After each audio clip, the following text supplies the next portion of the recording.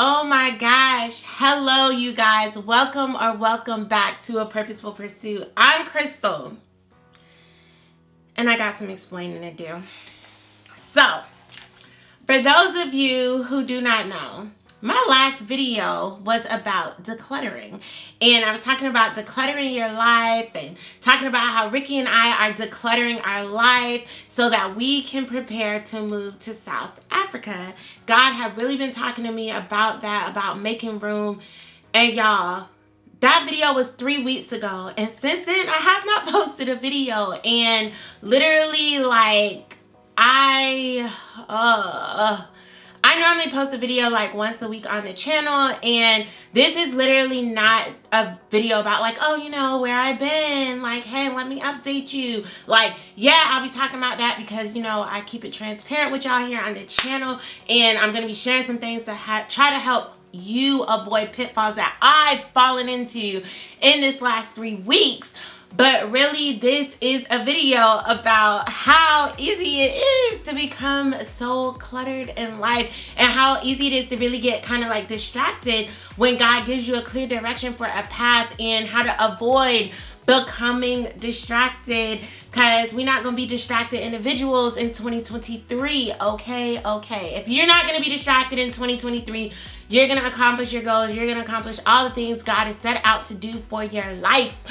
In 2023, go ahead, put it in the chat. Say, that's me. I'm going to get it done. Just put I'm going to get it done in the chat. So, here we go. I do have a scripture for you guys, and I'm going to start off with that because I want to make sure I, put it up front first and foremost. And because, like I said, this video is about making room. And so, this literally may be the same scripture that I told you 3 weeks ago. I don't remember, honestly, because it was 3 weeks ago. But, so, 2 Kings chapter 4, verse 1. One day, the widow of a member of the group of prophets came to Elijah and cried out, "My husband who served you is dead, and you know how he feared the Lord. But now a creditor has come, threatening to take my 2 sons as slaves. What can I do to help you?" Elisha asked. "Tell me, what do you have in the house?" "Nothing at all except a flask of oil," she replied. And Elijah said, "Borrow as many empty jars as you can from your friends and neighbors. Then go into your house with your sons and shut the door behind you." Shut the door behind you. We'll come back to that.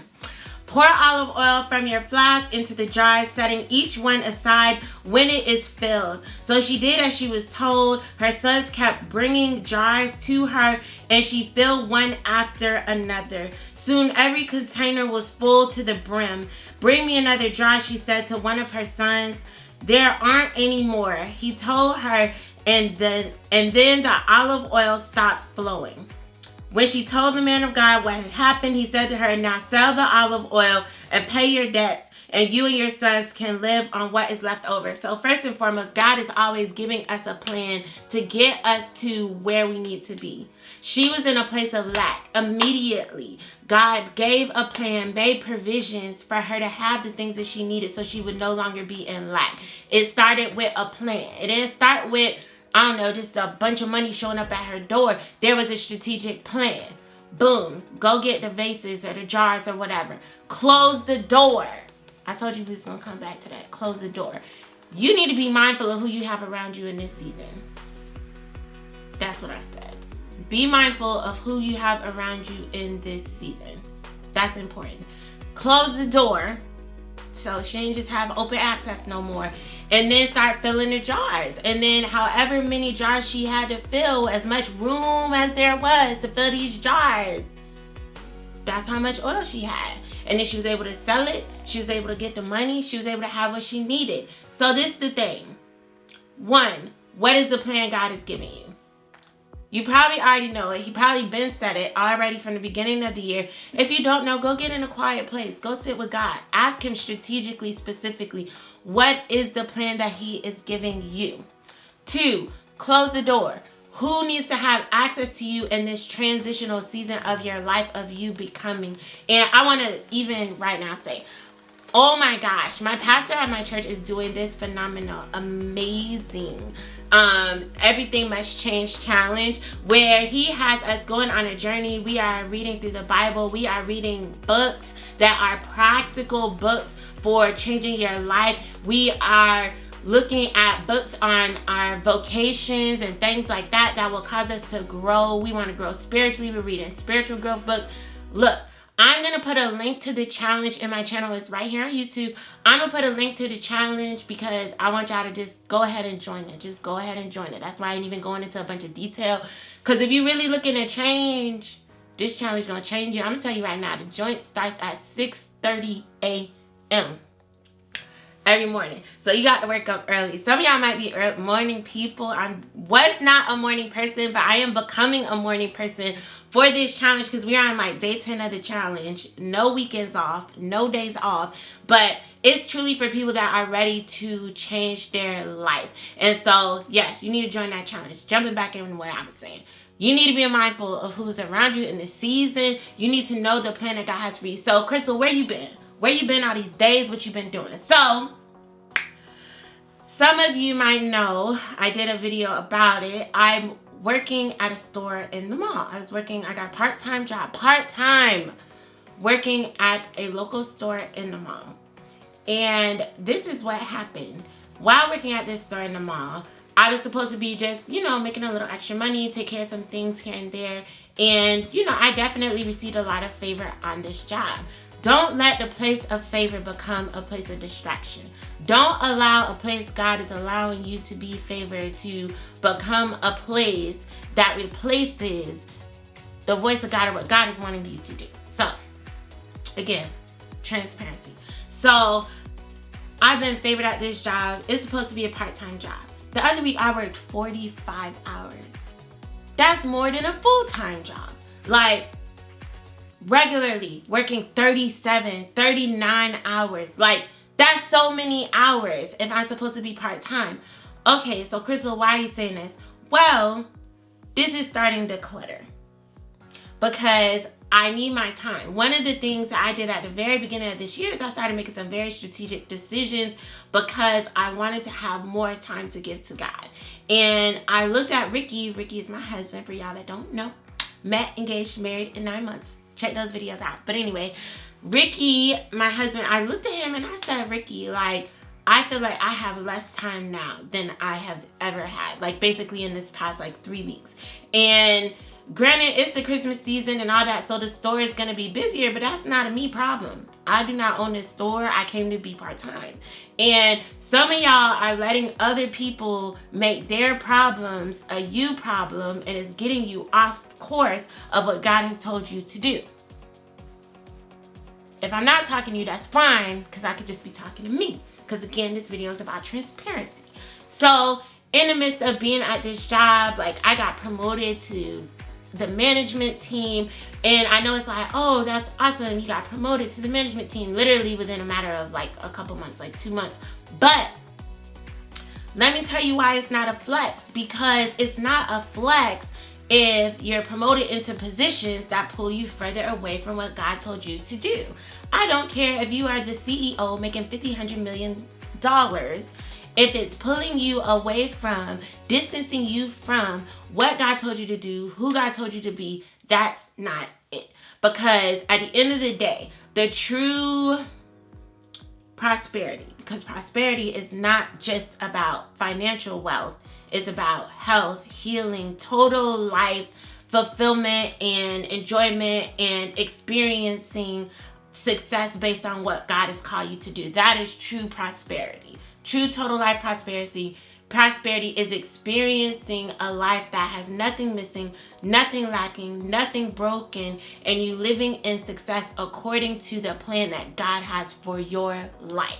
And so I don't care if somebody is paying you, again, $550 million to do something and promoting you to the highest level of anything.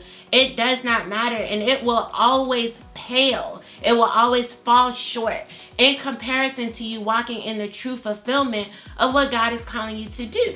So I'm at this little job, I'm getting this little money, the check's looking good, and I had to tell these people, listen, this is not gonna work. this is not gonna work. I can't be in here working all these hours. I can't be up here all these days. I cannot be doing this because I have other priorities in my life. And this is not one of them. Like, this specific position is a means to an end for me. This is a transitional state. And you have to notice too, when you are in certain positions that are literally just a transitional state, God is allowing you to pass through these moments as a means to getting to other things he has you to do. Of course, I'm ministering to people on this job, and that is great. Like, it's phenomenal. There's some amazing testimonies that have come from me ministering to people on this job. And so I do believe there's a good reason for my placement there. However, I can't let it become everything. I can't let it overshadow what it is that God is telling me to do. And I want to challenge you to look at your life right now.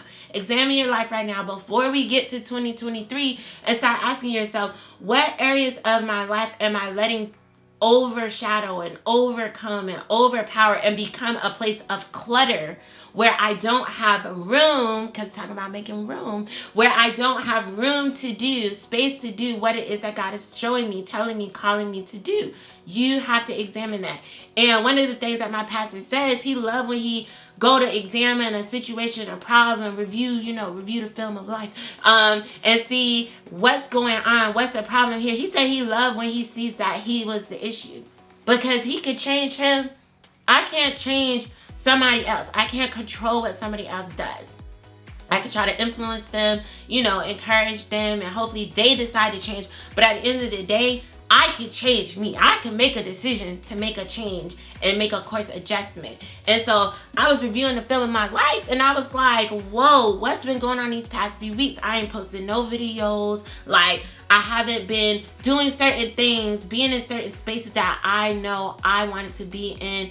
Like, listen, dinner, Ricky has been so gracious, because if I'm being honest, I don't even know what they ate for dinner last night, because I made it happen on Monday, but then Tuesday, like, I was like, oh Lord, I don't even know. Like, there's no time. I don't got time to figure it out. Like, my husband is so gracious to me, you guys. He's so gracious to me. I love him so much. And multiple times I have fallen short with the dinner stick. And like, it's just, I know that for me, I actually enjoy cooking meals for my family. I like finding new recipes. Like, that's not only something I enjoy doing. That's something that's my responsibility in the home. That with Ricky and I's marriage, we'd agreed that's what I do. I make sure we have food to eat. And I'm good with that. Like, again, I enjoy doing it. But that's something that I've fallen short on in these couple weeks, just because I have allowed myself to become so cluttered, so on the run. One of the things I was like, oh my gosh, I feel like I'm always rushing everywhere, running from this place to get to this place, like trying to do everything so fast. That was one of the reasons for adjustments that I made early on in the year, in like January. And I found myself back in that same place in these past like 3 weeks, because I'm rushing everywhere. I'm exhausted. By the time I sit down, like, I can't think, I can't do anything. And so it's like, one of the things that I've started doing is waking up earlier. Like I said, with the challenge that I'm doing, one of the things he challenged us to do is wake up earlier. However early you waking up, wake up earlier. And honestly, like I said, it's been like 10 days and I've been waking up like 30 minutes earlier, but I'm gonna have to add another like 15 to that already starting tomorrow. Probably by the end of, or the middle of next week, I'll probably be up to an hour earlier than I previously was waking up, just because I do realize that even though I don't per se like getting up super early in the morning, in the past, I haven't been a morning person, it is helping me to create a discipline and a routine for myself that is helping me to have better, more strategic, planned out days, not chasing my days, and just giving me that time to have that first moment with God in the morning before, without it being cut short. And then I'm trying to do it on my lunch break or do it in the car, which there's nothing wrong with adding in those moments.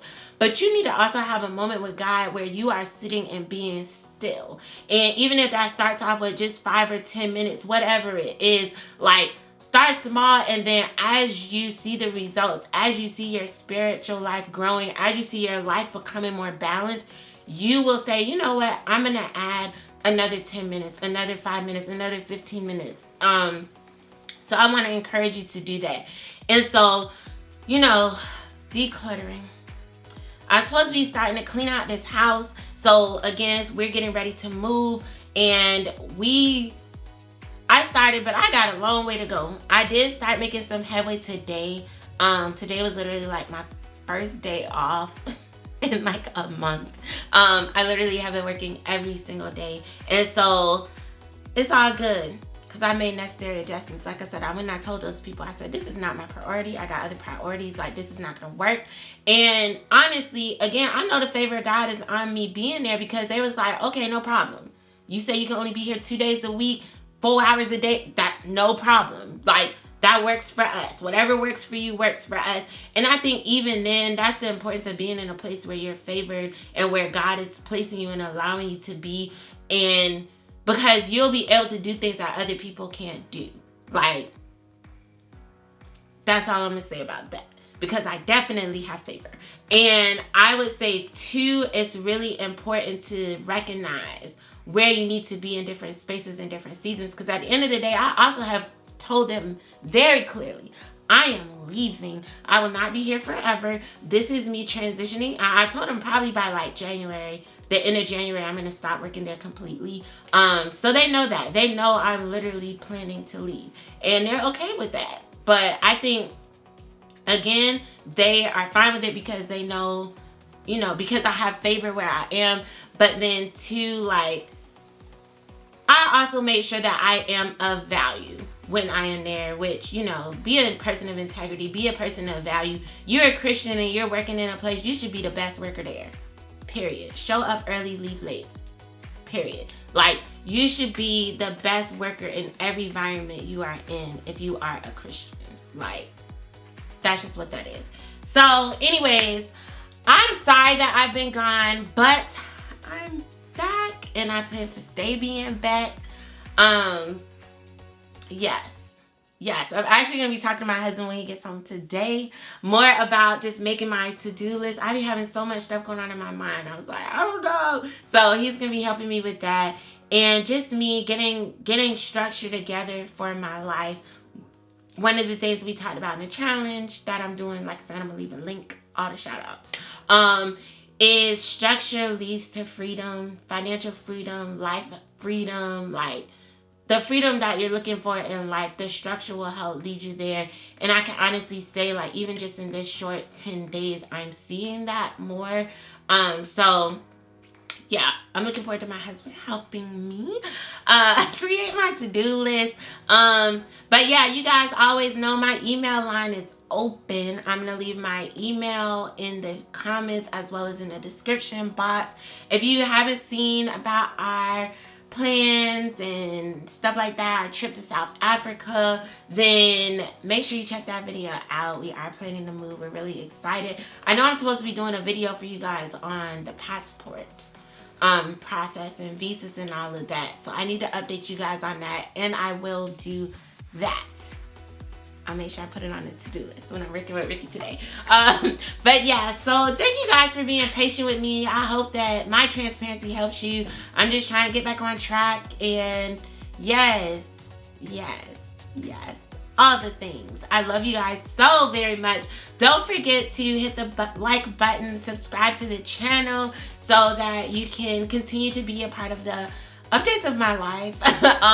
But just my journey with God, my journey with Christ, and hopefully it will just, you know, encourage your own journey. You'll hear bits and pieces through my transparency that will encourage you, uplift you, and cause you to have a great journey as well. And then definitely hearing about our journey to Johannesburg as we are planning to move there. Super excited. So yes, I think that's everything. I think this video is long enough now. So yes, that is everything. Until next time, make sure you hit that subscribe button.